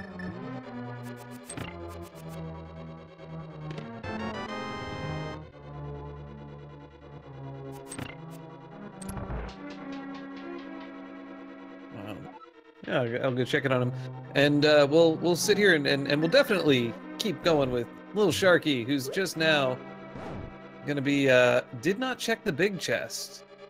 Oh boy, I don't think they're gonna find a key on the laser bridge. Yeah, that's a good point. Well, that's okay. This is it's a learning experience. We'll get through the laser bridge. We might find a sword, which would be awesome. Very true. There is still one sword that's that large.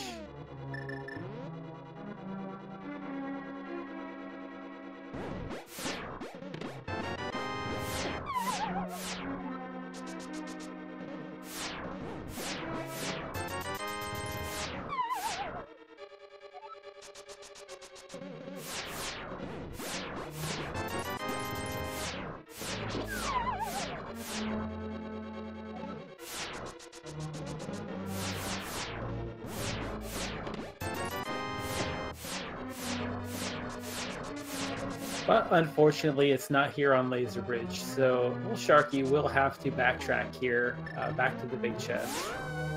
Ooh, don't mirror.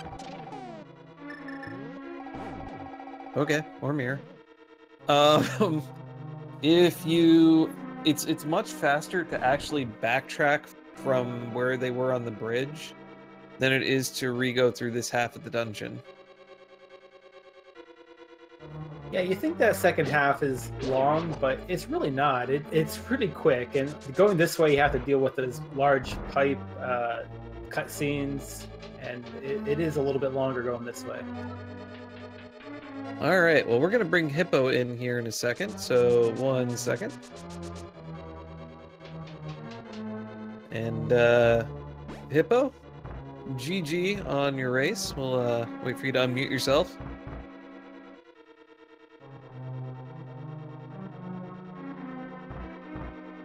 Oh, 1 second. GG, Hippo. Hey, thanks, Mr. Torp. And yeah, congratulations. So a couple of crazy plays there that you had in running through that, going up towards the end and not entirely sure what was going to be on top of Turtle Rock. Must have been kind of disheartening. Like coming up to you, like what were your thoughts heading up towards Turtle Rock at the time? I wanted to find a sword, and then, of course, I wanted to check a few extra chests kind of on the way, just in case ether was required. I was pretty confident that it was going to be Bombos, actually. It felt like Bombos. But it turned out Quake worked too, so... And then, of course, Tempered being in Hookshot Cave made that real easy. So... Yeah, all in all, by the time I got into Turtle Rock, I was feeling real good. Yeah, it was definitely and then the kicker of the last chest, just to kind of make the game a lot easier there. Yeah, why not? I mean, it's really the only time you need it for the funs of it. So was there any particular part of the seed that you yourself thought was like, I don't know, like were you feeling ahead the whole time? Were there points where you're like, you know, I'm not too sure about this, or you know, what were your general thoughts on different areas? Well, I did feel like I had a bit of an execution advantage on my opponent. I mean, not a huge one, but some. And so the first section being so incredibly linear, I was literally out of places to check except for Agahnim Cave, and I was willing to gamble that one. As far as going to Aga 1, so I felt that was so linear, you have to check everything. I had a bit of advantage there. I go right to Hype Cave, get Bow, and decide, why don't I just head on over to Pod and finish that off since I have everything, and that has Kane and Mitts, and you know, that led to a bunch of good stuff. You know, I pretty much felt like I didn't do a whole lot wrong. No, you certainly played it very well. I will say, for the linearness, the two of you were like, it was one after the other, kind of you were doing the exact same things. The only, like, a key difference in the early game, Sharky did not do Eastern Palace at all, but did do Agahnim. Well, that paid off for him then, because obviously there was nothing in Eastern. It was a waste of time, but I don't see any way I would have skipped that. It just couldn't have. No, there were a lot of items there. It was totally, I think, an excellent choice in the play, you know, to do at that point. Agahnim turned it out to net a bottle, so I keep saying this. LilSharkie got a pretty early sick kid check. Yeah, I guess another one of us really paid off, so kind of square one. Definitely, but yeah, the linearity of the beginning of it was pretty crazy, and then after Pod, it was kind of like the whole world's open to you all at once. Yeah, Desert was the first thing that came to mind, being unlocked by the Mitts, because I didn't have any medallions at the time, so it let me check at least my Meyer medallion and give me a better idea of how close I was to go mode or not. And then once I finished Desert and went to, you know, Village Outcast area, the items weren't, just they wouldn't stop. Absolutely. And just to interject here, LilSharkie does pick up their 7th crystal with a nice hammer Trinix fight. Yeah, LilSharkie, just so you know, Hippo, had the purple chest, got their go mode item Quake, and then fluted away from the purple chest. So. Yeah, I think if they would have done a slightly different routing, they probably would have finished off that quest and gotten their Tempered Sword. But luckily for them, more than likely, they're going to be snagging the silver arrows at the top of Ganon's tower. It's still going to be a rough fight. Yeah, I Still hope he gonna does. be I hope he does. Having to do Master Sword Silverless Ganon on your first restream is nobody's wish.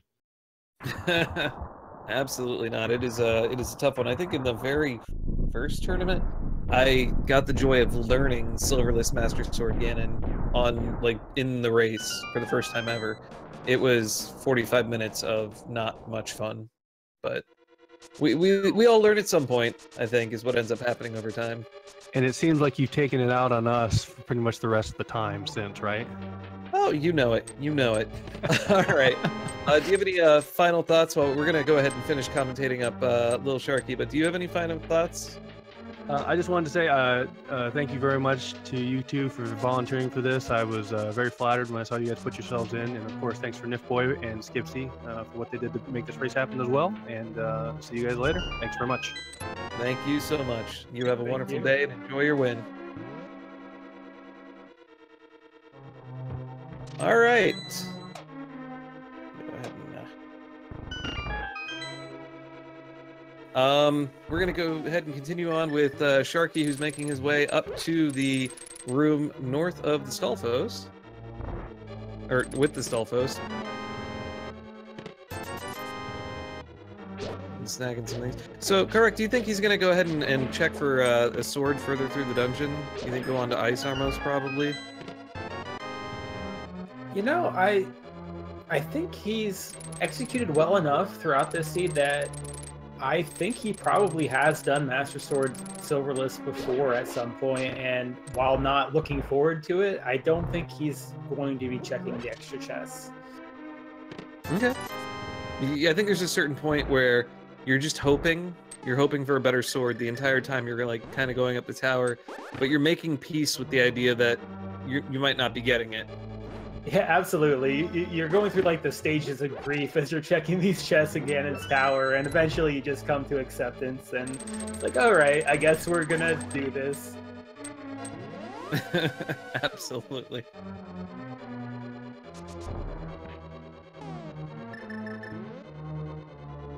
And we'll find out very soon as we get to this randomizer room what the choice is.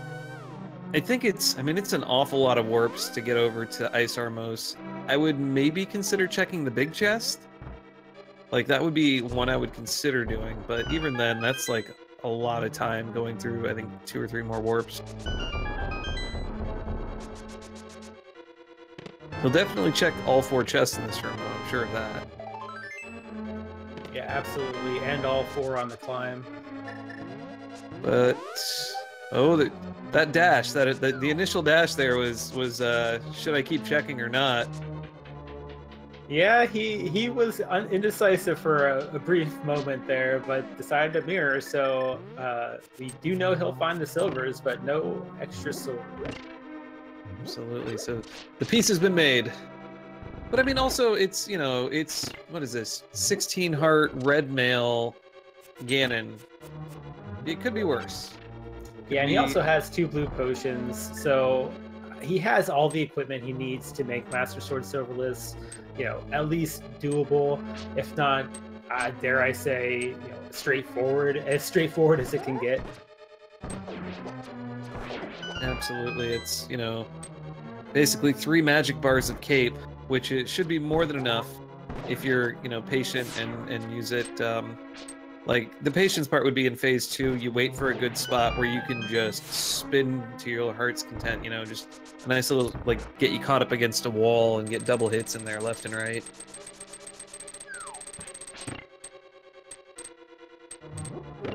Although, at the end of this, we're talking still a very, good, reasonable time ending. Yeah, absolutely.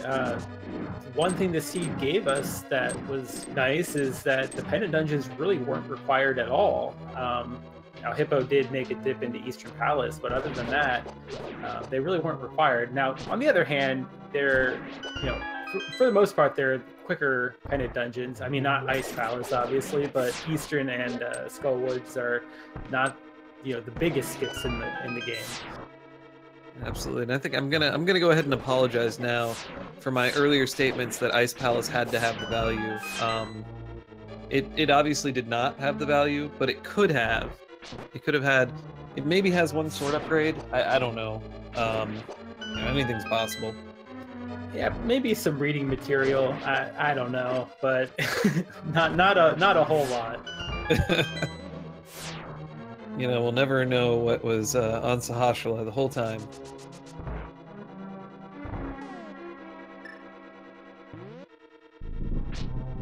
Alright, looks like we're gonna go for Fire Rod Landmo 2 here. Ends up getting a poke in there with the Master Sword, which is gonna kind of throw off his Fire Rod strats. But, might get a... Nope, almost had a 2-cycle there. And pulls off a pretty decent 3-cycle. Didn't waste any Fire Rod shots. That's the important bit of that fight. Yeah, and he got the use of the shield there at the end, so that was nice.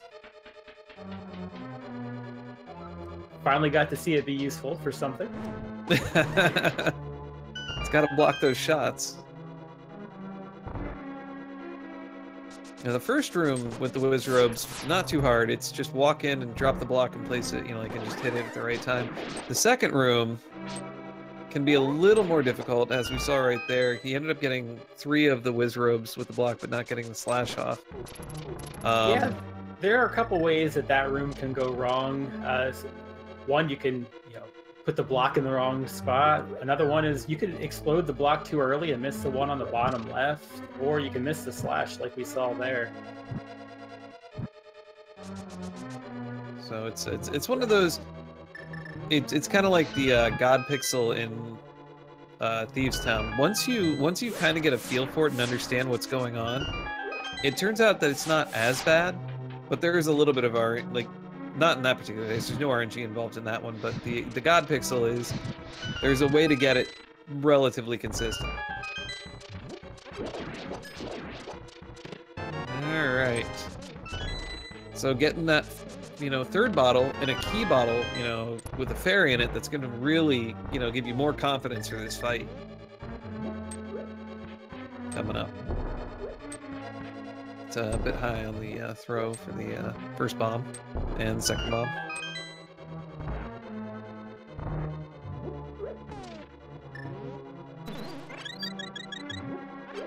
Making good use of the powder to refill his hearts here. Absolutely. Getting that map.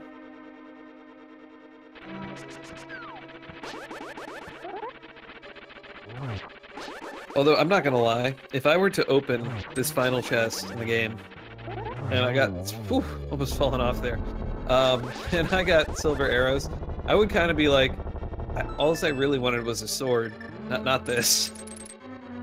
Yeah, I'm right there with you. Tempered Silverless is just much more fun and easier, really, to execute than Master Sword with silvers. So, silvers are not bad, obviously, but you would much rather have the sword.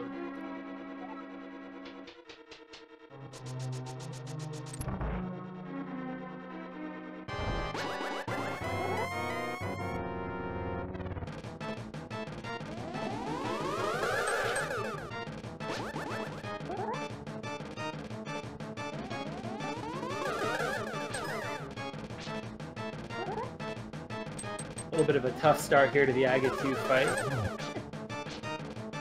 This is one of those fights that it can either go so swimmingly well or just horribly wrong. And then the more that the different Aghanims like get out of sync with each other, the more horribly wrong it feels. Although I think he got a double there, might have gotten a triple. Yeah, that was a pretty nice cycle. I'm not sure what he's at right now. I think he needs at least 2 more. He's getting blue balled, and oh, he might have been able to sneak that that third shot in. And that one's not gonna hit because the one shade is just so far off. He's never gonna hit Agahnim with it.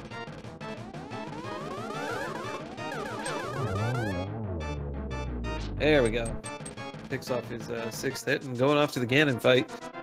Let's all get prepared and wish Sharkie on, you know, give him all the good luck that you can in the chat. This is a tough fight. Yep, what he's got going for him is he has a nice amount of safeties. He's got that red mail. He's got 2 blue potions and a fairy in a bottle.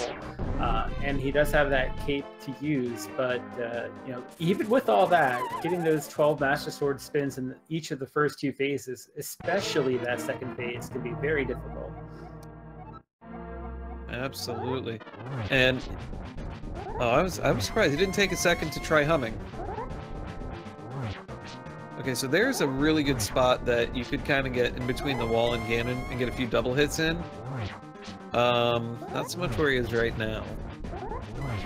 But, you know, but keeping it slow and steady, dodging the trident. There we go, getting some double hits. I think this second one he's probably going to get hit with the trident. This is an excellent spot. He needs to get up in that corner. Oh, yeah. That would have been a really good time to be up in the corner. At this point, I would really consider my cape and just try to get as many hits as possible on Ganon. Yeah, with the blue potions he has, just using the cape with these edge strats here really speeds up the second phase and keeps you out of danger. But it looks like he's not even... Oh, there we go. Saw the cape as he went up to the bottle. I was like, you know what? I could probably use this to my advantage. Although, you have to be really careful when you're cape stratting that you don't... Okay. That was super scary. Getting hit by the bat. He has some nice collective hell breath there, but yeah, he was very close to having that go wrong. He did have the fairy, so there was some backup, but man. Whew. Because that's I've had times where you touch Ganon, who does a heap load of damage, knocking you into a fire bat, which does more damage, knocking you back underneath Ganon, which just kills you. There's like not much survival in that. It go wrong so quickly. But he does get on to phase 3 here, so getting quickly through phase 3. Looks like he's setting up to grab the torch glitch. Absolutely. Having these silver arrows are going to be a huge boon. Probably going to miss the torch glitch. But this is fine. I mean, you just got to get 4 hits in with spins. Although, it looks like he's going for the 50 or the 24 spins. Oh, there we go. Lay that silver in. Yeah. Yeah, it can happen to anybody where you're just used to when you charge your sword, you're charging it after to get the spins in. So when you're doing Master Swords with silvers, you accidentally start off with a silverless hit. Oh, absolutely. This is... Okay. I keep getting scared because when we don't see where Ganon is, Ganon could be anywhere. He's just got to get one more in. Do it. There we go. Very well done for LilSharkie. Great Ganon fight. Great seed. Get some GGs in chat for that amazing finish. And he was prepared to go for that, you know, without the silvers. And I appreciate that. So we have an official speed racing TV time for LilSharkie at 1 hour and 47 minutes and 13 seconds. So we'll see if they're able to pop into chat here for a second.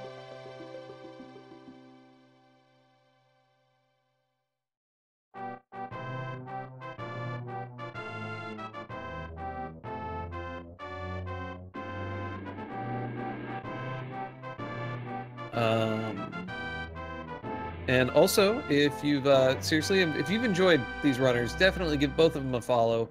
They're both very well worth it. I'd also like to really thank our restreamer Skipsy and Nifboy for helping out. Yeah, the crew did a great job for us tonight, and man, these runners put on a great show.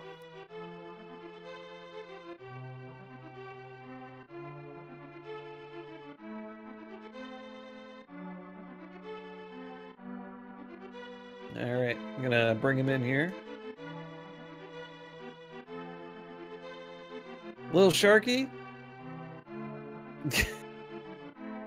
LilSharkie, GG on your Master Sword. He keeps jumping out. I guess he doesn't want to talk to you that bad. That's fine. We'll try one more time. LilSharkie. Hey, am I here now? There we go. That was Hooray! hilarious. I kept pulling you in and you kept jumping out. Congratulations on your first race of this tournament. How's it feel? You got all the way to the end. Well, that was my first race ever as far as an official tournament, and I knew I was going up against a guy at the top of the SRL leaderboard, so I didn't have a snowball's chance. But you were pacing him. You were doing all the same choices. You actually even cut some corners and had some advantages time-wise. Definitely. You were, plus your time is sub 2. It's at 147. That's really good. You know, the secret to cutting all that time is playing without a tracker and not remembering half the stuff you're supposed to be doing. Fair enough. But that's almost 10 minutes better than I ever did, so I'll take it and just hope I don't get an equally strong opponent next time. Absolutely, but that was a great run. You also went all the way to Ganon with Master Sword. I respect and appreciate that you buckled down and went for it and got lucky. Everyone got lucky, but getting the silver arrows right at the end must have been a very good feeling as you're like mentally prepared for this huge spintastic fight ahead of you. Yeah, I tried Silverless the other day with Butter Sword and I couldn't get it down, but once you get going, you just gotta commit, so why not? It was either going to be entertaining or tragic or both, and I just hope everyone had a great time. Oh, absolutely, and no, definitely, and practice those Silverless fights. You could definitely, it'll always come in handy. Thank you. Hi. How did my opponent look out? Did he have a good run of it? I think the key differences of the game for you, where he did the South Shore just a little bit, like you were basically following in his footsteps throughout the entire race, and then when he did South Shore kind of before you went into Swamp Palace, and had you taken the purple chest all the way to the Desert Thief, you would have gotten yourself a tempered sword. But I get that you were in go mode at that point, so there was no point in like doing that one last thing. Well, I mean, I knew I had to just go as fast as I could, so it was clearable, and why not? But yeah, tempered would have helped, and not doing or finding Quake before Swamp probably would have helped too. Absolutely. Correct. Do you have some thoughts? No, I think you said most of it. You were just a couple minutes behind for most of the race until that key divergence that Vitor mentioned. So, you did a very good job on this seed, and it was a great race to watch and commentate. So, congratulations. I'm kind of surprised. Thank you very much. I'm sure half of that time I was behind was messing with my timer at the very start, too. So, good times. Absolutely. Definitely go back and watch the race, and I'm sure you'll glean a lot of amazing things. And thank you so much for a wonderful race. Thank you. I really appreciate the opportunity here. Absolutely. So thank you so much, everyone, for watching. We have so many races the whole rest of this tournament, but this week alone, we have 256 races this week. It's a little crazy, Korek. It's a little crazy.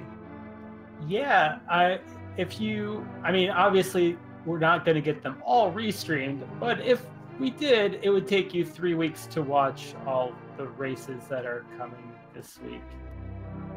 So yeah, enjoy all the great Link to the Past Randomizer race content out there. Absolutely. Everyone,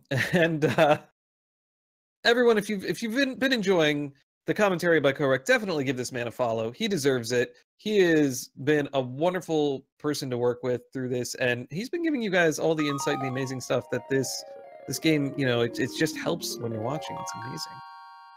Yeah, and likewise, Vitor, the man behind the logic here, give him a follow. He has great weekend morning streams. They're just chill and a great way to wake up on the weekend. So just drop him a follow as well. Thank you. All right, guys. I think we have a few more races tonight. What they are, I should really be looking at the schedule to tell you. So let me go check that out so that I can let everyone know what we got going on. It's just like schedule city around here. We have a few more tonight. I think one may have started just half an hour ago. I have too many windows open, so if you give me 1 second, I'll be able to get some information out to our people watching. Here and here. Okay. We have, as it loads ever so slowly, this evening at 10 o'clock on Speed Gaming 3, we have Jeffrey versus JJ Blue. That's currently going on. We have on Speed Gaming, Adirondack Rick, I can say that, I promise, versus Hera. That's going to be a great one. On Randomizer 3, ALTTP Randomizer 3, you have Sleepy versus Fricker22. And then in half an hour from now, on ALTTP Randomizer, you have Miria-chan versus Cursed Ether. And then that'll be the last race of tonight, so make sure you guys go ahead and check that out. And then tomorrow, we start everything...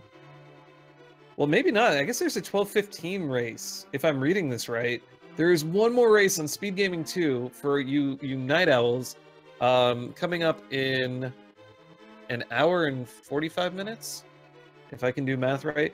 Buzz Thunder versus Badger on Speed Gaming 2. And then we start everything over tomorrow with a whole bunch of new racers at 1 p.m. Just make sure you go check out the Discord, check out the schedule, Speed Gaming and ALTTPR Randomizer. Maybe ALTTP Randomizer channels for this tournament. It's going to be a blast. We look forward to seeing everyone hanging out and watching and having a good time. Cork, do you have any final things to say?